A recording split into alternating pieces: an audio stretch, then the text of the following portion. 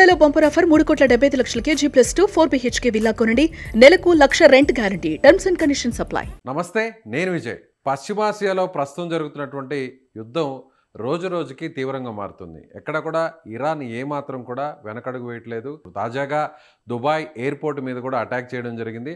అదేవిధంగా Saudi Arabia, Qatar ఇలా అన్ని దేశాల మీద కూడా ఇరాన్ అటాక్స్ చేస్తూనే ఉంది. నిజంగా అక్కడ ఉన్నటువంటి భారతీయుల పరిస్థితి ఎలా ఉంది, అసలు దుబాయ్ ఎయిర్పోర్ట్లో ఏం జరిగింది, సో పూర్తిగా విమానాలు బంద్ అయ్యాయా, ప్రస్తుతం యాక్టివిటీ ఏమైనా నడుస్తుందా తెలుసుకునే ప్రయత్నం చేద్దాం. మనతో పాటు ఉన్నారు గల్ఫ్ కంట్రీస్లో తెలుగు సంబంధించినటువంటి ఎన్ఆర్ఐస్ ఎవరైతే ఉన్నారో వాళ్ళ అసోసియేషన్కి సంబంధించిన ప్రతినిధిగా ఉన్న మల్లేష్ గారు ఉన్నారు. మల్లేష్ గారు నమస్తే అండి. సుమన్ టీవీ ప్రేక్షకులకు నమస్కారం. మల్లేష్ గారు, ఏంటి అసలు ప్రజెంట్ సిచ్యువేషన్ ఇంకా కంట్రోల్కి రాలేదంటారా, లేదంటే డైలీ ఇది ఒక యాక్టివిటీగా మారిపోయింది అనుకోవచ్చు వారికి సంబంధించినటువంటి అటాక్స్? మనం ఇంతకుముందే మాట్లాడుకున్నాము, వార్ అనేది ఇప్పటికిప్పుడు ఎండ్ అయ్యేది కాదు అని. చిన్నగా జరుగుతూనే ఉంటది. బట్ ఏంటంటే సీరియస్నెస్ తగ్గుతుంది. వాళ్ళ దగ్గర ఉన్న ఎక్విప్మెంట్ అయిపోవచ్చు, లేదా వాళ్ళ దగ్గర ఉన్న ఫండ్స్ నిల్ అవ్వచ్చు. ఇది వాళ్ళ యుఎస్ లేదా ఎవరైతే ఈ వార్ ని ప్రాపగేట్ చేస్తారో వాళ్ళ లక్ష్యం కూడా అదే. మొత్తం వాళ్ళని కంప్లీట్ గా ఐసోలేట్ చేసి వాళ్ళ దగ్గర ఉన్న ఫండ్స్ అన్నిటిని ఖర్చు పెట్టడం కూడా వాళ్ళ ఉద్దేశం. సో ఇది స్లోగా జరుగుతూనే ఉంటది. బట్ ఏంటంటే ఒక సెన్సిటివ్ ఏరియాస్ మీద, ఆఫ్ కోర్స్ ఎవరైనా అంతే కదండి, సెన్సిటివ్ ఏరియాస్ మీద టార్గెటింగ్ పెట్టుకున్నారు. యుఎస్ బేస్డ్ కంట్రీస్, ఈ గల్ఫ్ కంట్రీస్ అన్ని కూడా యుఎస్ బేస్లు ఉన్నాయి ఇక్కడ. ఆ బేస్ల మీదే కాకుండా ఈ కంట్రీస్ యొక్క సెన్సిటివ్ పార్ట్స్, అంటే for example Dubai airport most sensitive airport in the world చెప్పాలంటే, ఎందుకంటే చాలా ఎక్కువ ఇన్ఫ్లో అవుట్ఫ్లో ఉంటుంది. దుబాయ్ కంట్రీ మొత్తం గల్ఫ్ కంట్రీస్ అన్నింటిలో కూడా అలర్ట్ అయిపోతాయి. సో ఆ అలర్ట్నెస్ ని క్రియేట్ చేయడానికి ఒక చర్య చేస్తున్నారు తప్పించి సీరియస్ అయితే కాదు. డెఫినెట్ గా అంటే వాళ్ళు చేస్తున్నారు, వీళ్ళు దాన్ని ఆపుతున్నారు. ఆ శకలాలు ఏవైతే ఉంటాయో అవి పడుతున్నాయి, కొంతమంది గాయపడుతున్నారు. బట్ అదే ఎప్పుడైతే వాళ్ళు అటాక్ చేస్తున్నారో అప్పుడు ఎయిర్పోర్ట్ ని క్లోజ్ చేయడం కూడా జరుగుతుంది. ఎస్, ముఖ్యంగా మీరు అన్నట్టుగా సివియర్గా అటాక్ చేయడం కంటే దానికంటే కూడా ఒక రకంగా దాని మీద అటాక్ చేస్తున్నారు, ఎయిర్పోర్ట్ బంద్ అయింది, యాక్టివిటీస్ నడవట్లేదు అంటే ఒక ప్యానిక్ క్రియేట్ చేసే ప్రయత్నం అనుకోవచ్చు ఇదంతా కూడా. అంతేనండి, ఇది ఖచ్చితంగా ప్యానిక్ క్రియేట్ చేసి ఒక అలర్ట్, అంటే మేమేదో చేస్తున్నాము, మేమేదో ఉన్నాము అని చెప్పుకోవడానికి చేసే కార్యక్రమాలు ఇవన్నీ. సో దానికోసమే జరుగుతుంది తప్పించి అంత సీరియస్ యుద్ధాలు అయితే కాదు ఇవి. కానీ దానివల్ల ఇంపాక్ట్ అయితే మాత్రం ఉంటుంది. ఫర్ ఎగ్జాంపుల్ ఎయిర్పోర్ట్ క్లోజ్ చేస్తే దుబాయ్ మీదకి వెళ్ళే వాళ్ళందరూ ఇంపాక్ట్ అవుతారు. వాళ్ళందరికీ ఒక ప్యానిక్ సిచ్యువేషన్ క్రియేట్ చేసి మేము ఇంత పవర్ఫుల్ అని చూపించుకోవడానికి చేస్తున్న కార్యక్రమం లాగానే అనిపిస్తుందండి. నిజంగా అంటే దుబాయ్ ఎయిర్పోర్ట్ మీద అటాక్ చేయడం వల్ల జస్ట్ ఒక చిన్న వార్త వస్తేనే అది మొత్తం వైరల్ అయిపోతుంది, చాలామంది కూడా ఇబ్బంది పడతారు. నిజంగా అంత సిచ్యువేషన్ ఉంది అక్కడ ఎయిర్పోర్ట్ మీద అటాక్ చేసేంత సెక్యూరిటీ ల్యాప్సెస్ ఉన్నాయంటారా? ఎక్కడైనా ఇది ఎవరి మీదైనా అటాక్ చేయొచ్చు. సెక్యూరిటీకి మనం అటాక్ చేయడానికి సంబంధం లేదు. ఎంత సెక్యూరిటీ ఉన్నా పైన మీ మీద ఏదైనా ఒక మెసేజ్ లాంచ్ చేయొచ్చు. ఇంటర్సెప్ట్ చేసే టెక్నాలజీ లేదంటారా? ఇంటర్సెప్ట్ చేస్తున్నారు కదండి ఇప్పటికి వచ్చి. ఏది కూడా ఎయిర్పోర్ట్ మీద ఎయిర్పోర్ట్ డ్యామేజ్ అవ్వలే. కాకపోతే ఇంటర్సెప్ట్ చేసిన తర్వాత వచ్చే శకలాలు ఉంటాయి కదా, అవి పడతాయి కదా కింద. పైన ఇంటర్సెప్ట్ చేస్తే అవి గాల్లోనే కలిసిపో, ఖచ్చితంగా కింద పడతాయి. అవి కింద పడిన తర్వాత అవన్నీ హెవీగానే ఉంటాయండి. హెవీగా ఉండటం వల్ల కొంచెం గాయాలయ్యే అవకాశం ఉంది. ఎవరైనా వీక్ గా ఉంటే చనిపోయే అవకాశం కూడా ఉంటుంది. మల్లేష్ గారు, ఇప్పుడు యాక్టివిటీస్ నడుస్తుందా? విమాన రాకపోకలన్నీ కూడా గల్ఫ్ కంట్రీస్ నడుస్తున్నాయి, ఇతర దేశాల నుంచి ఆ దేశాలకు రావడం, ముఖ్యంగా దుబాయ్ నుంచి ఇతర దేశాలకు వెళ్ళడం. సో ఇదైతే మొత్తం ఎయిర్ స్పేస్ అంతా క్లోజింగ్లో ఉందా, లేదంటే యాజ్ ఇట్ ఈస్గా నడుస్తుంది? అది ఎయిర్ ప్లేస్ క్లోజ్ కాదు, ఓపెన్ కాదు, టైం టు టైం అండి. అంటే వాళ్ళకి ఏదైతే వార్నింగ్ వస్తుందో, ఒక అలర్ట్నెస్ వస్తుందో ఆ టైంలో ఎయిర్ స్పేస్ క్లోజ్ చేస్తున్నారు. కొంచెం స్మూత్ గా ఉన్నప్పుడు ఆపరేట్ చేసి ఫ్లైట్స్ రన్ చేస్తున్నారు. అంటే not continuously open, not continuously close, time to time changing అండి.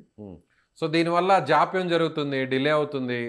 సో ముఖ్యంగా విమానయానానికి సంబంధించినటువంటి ఖర్చు కూడా పెరుగుతుంది, ట్రావెల్ చేసేటువంటి ప్యాసింజర్స్కి సంబంధించి రేట్స్ కూడా పెరుగుతాయి. సో ఇదంతా ఎలా ఉంది? ఖచ్చితంగా అండి. కొన్ని ఏవియేషన్స్, ఎస్పెషల్లీ మన ఇండియన్ ఏవియేషన్స్ అయితే కాస్ట్ పెంచినట్టుగా మన జనాలు చాలా మంది చెప్తున్నారు. దాని మీద ఏదో పెట్రోల్ సర్చార్జ్ అని, లేదా ఏదో ఫ్యూయల్ సర్చార్జ్ అని, ఇలా ఎడిషనల్ చార్జెస్ వేసి ఇలాంటి పానిక్, ఇలాంటి క్రిటికల్ సిచ్యువేషన్స్ లో వాళ్ళేదో వాళ్ళ లాభాల కోసం చేస్తున్నట్టుగా పని చేస్తున్నట్టుగా కూడా జనాలు కామెంట్ చేస్తున్నారు సార్. ఇంటర్నేషనల్ ఫ్లైట్స్ నడుస్తున్నాయా? ఇంటర్నేషనల్ ఫ్లైట్ నడుస్తున్నాయండి, బట్ నాట్ కంటిన్యూస్ కాదు. సౌదీ అరేబియాకి వచ్చేటప్పటికి జిద్దా నుంచి కంటిన్యూస్ గా నడుస్తున్నాయి. Riyadh, Dammam on and off ఒక్కోసారి ఎయిర్ ప్లేస్, ఎందుకంటే అది ఇరాన్కి దగ్గరగా ఉంటుంది ఎయిర్పోర్ట్, కొంచెం సెన్సిటివ్ ఎయిర్పోర్ట్స్ అవి కూడా.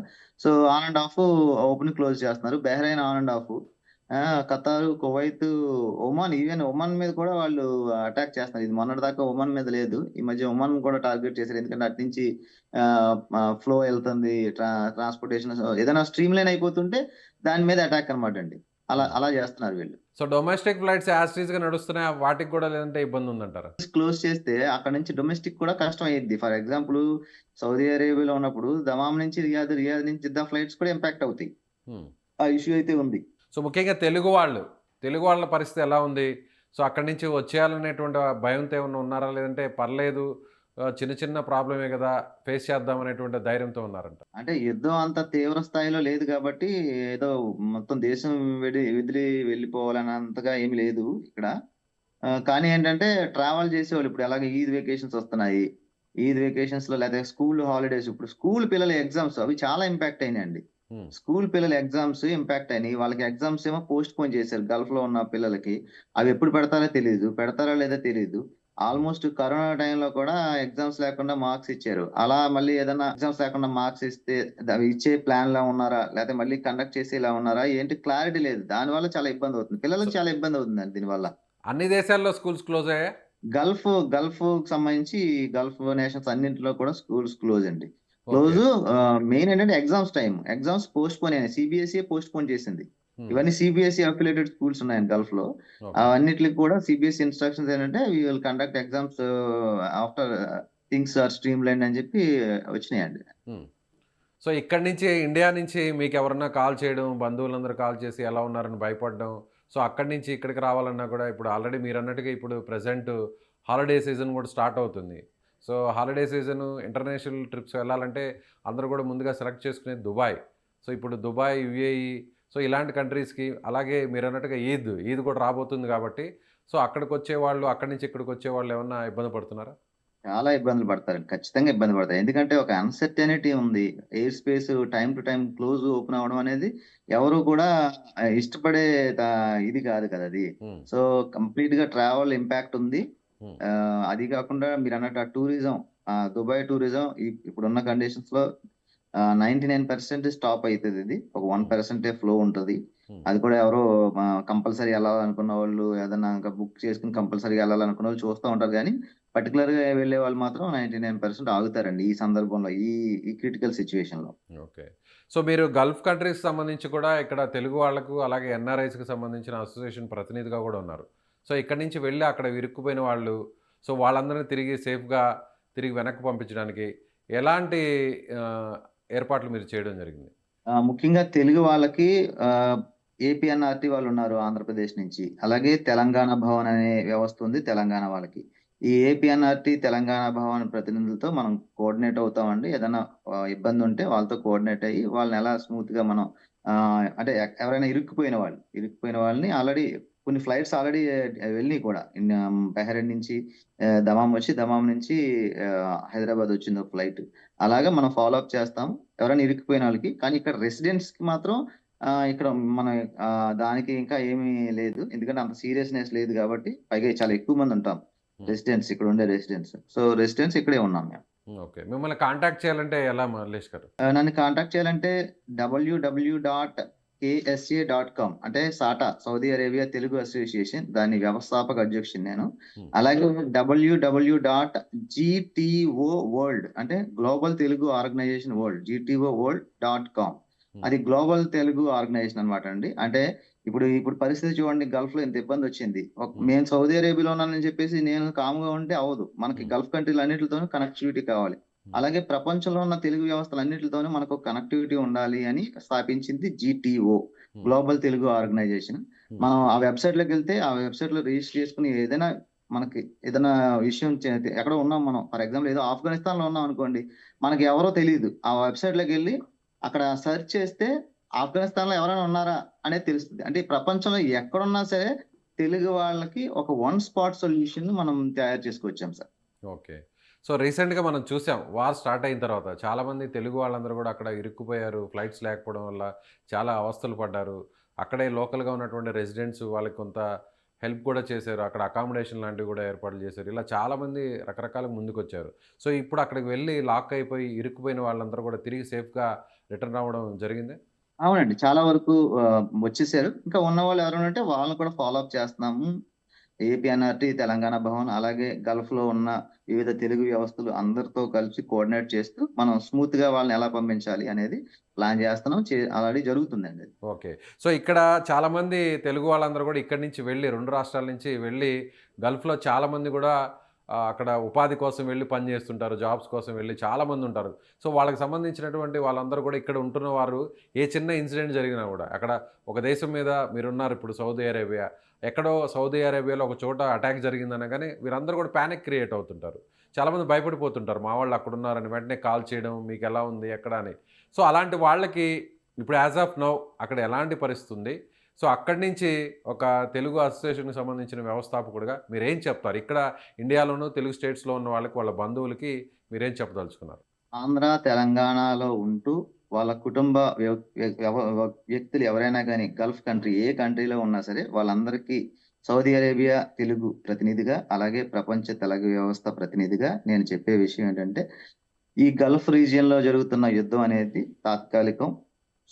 జరుగుతూ ఉంటది. కానీ చిన్నగానే జరుగుతూ ఉంటది. ఈ ఈ విధమైన వ్యవస్థ జరుగుతూనే ఉంటుంది. కానీ ఇది అంత సీరియస్‌గా మనల్ని ఇంపాక్ట్ చేసే అంత యుద్ధం ఏమి కాదు. మీరేమి కంగారు పడాల్సిన పని లేదు. అందరూ సేఫ్. వాళ్ళు ఓన్లీ ఒక సెన్సిటివ్ పార్ట్ ఏవైతే యూఎస్ బేస్‌లు ఉంటాయో వాటి మీద, లేకపోతే దుబాయ్ ఎయిర్‌పోర్ట్ లాంటి సెన్సిటివ్ పార్ట్స్ మీదే వాళ్ళు అటాక్ చేస్తా ఉన్నారు. జనజీవన స్రవంతిపై ఏదైనా కమ్యూనిటీస్‌పై ఎక్కడ కూడా ఏ విధమైన దాడులు లేవు. మీడియాలో యాక్చువల్‌గా నేను మీడియాలో చూసాను. ఏదో బుర్జ్ ఖలీఫాపై దాడి చేసినట్లుగా, లేదా ఏదో రెసిడెన్షియల్ కాంప్లెక్స్ పై దాడి చేసినట్లుగా ఒక ఏఐ సర్క్యులేటెడ్ వీడియోస్ వస్తున్నాయి. వాటిని ఎవరిని నమ్మొద్దు. మీకేదైనా విషయం తెలుసుకోవాలి, మీ తెలుగాళ్ళ కోసం ఏదో ఇబ్బంది పడుతున్నారని తెలుసుకోవాలనుకున్నప్పుడు మా వెబ్‌సైట్ www.gtoworld.com గాని, www.sataksc.com గాని వెబ్‌సైట్‌లోకెళ్ళి కాంటాక్ట్ నంబర్స్ ఉంటాయి. ఆ నంబర్స్‌ని అప్రోచ్ అయితే మేము ఖచ్చితంగా రెస్పాండ్ అవుతాం. మీకు కావాల్సిన ఇన్ఫర్మేషన్ ఇస్తాం. అది కాకుండా ఆంధ్రప్రదేశ్, తెలంగాణ ప్రభుత్వాలున్నాయి. మన భారతదేశ ప్రభుత్వం ఉంది. ఇక్కడ ఎంబసీ, కాన్సులేట్ ఉంటాయి. ఆటిలి అఫీషియల్ వెబ్‌సైట్‌లు మాత్రమే మీరు చూసి మీరు విషయాన్ని తెలుసుకోవాలి తప్పించి ఆన్‌లైన్‌లో సర్క్యులేటెడ్ వీడియోస్‌ని బట్టి కన్‌ఫ్యూజ్ అవ్వద్దు దయవుంచి.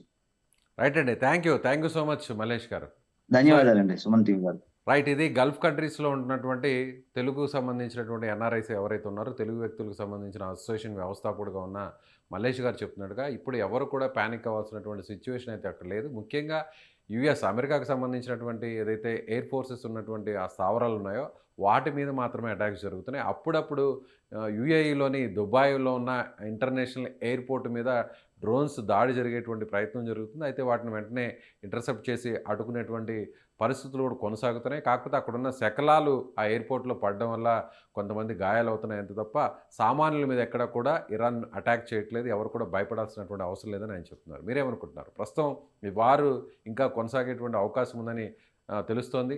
సో నిజంగా ఇదే జరిగితే ఎన్ని ఇబ్బందులు పడే అవకాశం ఉంటుంది? కామెంట్ చేయండి.